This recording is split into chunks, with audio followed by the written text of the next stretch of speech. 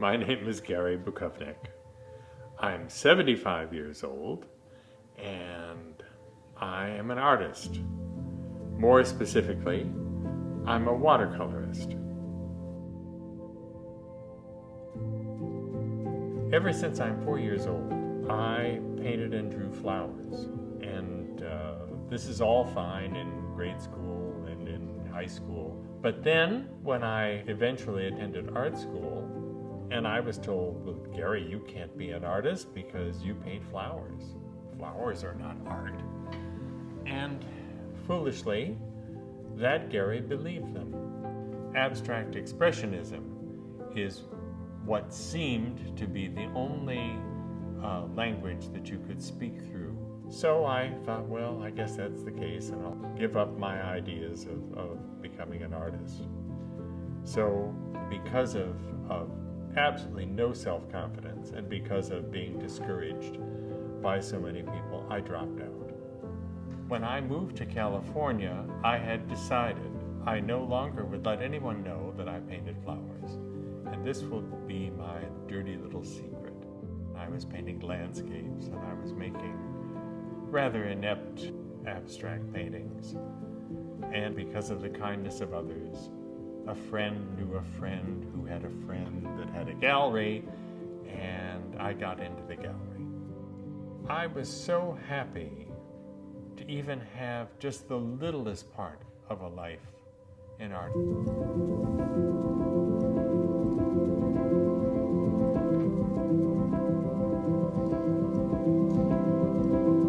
One day, the gallery owner called me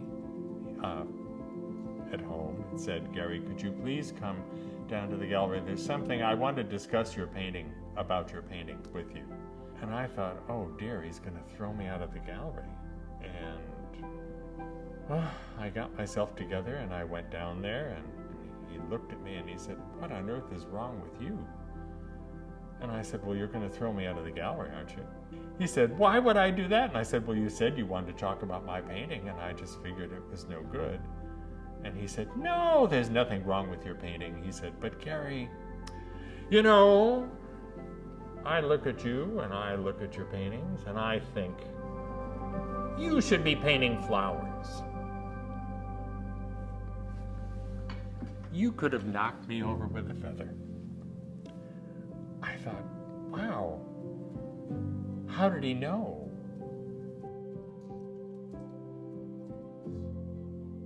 He gave me a great gift that day, and I'm thinking about it. You know what? Who does an artist make a painting for anyway?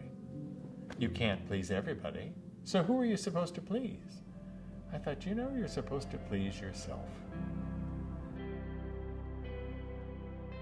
So I began to make paintings just for myself. Well, from that day forward, the flowers began to fly, and I began to fly too.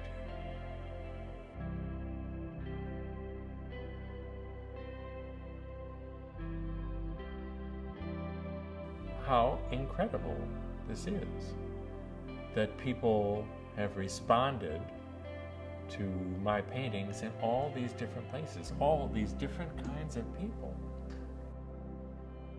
Every year I go to the flower mart and I think, is this the year that I'm going to be sick of drawing this and painting it? It hasn't happened yet.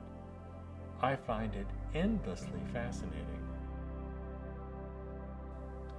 I was once asked to give a lecture at the Cleveland Institute of Art, my school, and I said, oh, nobody here wants to hear what I have to say. And the instructor said, Gary, I think you're going to be surprised. So I agreed that I'd do it.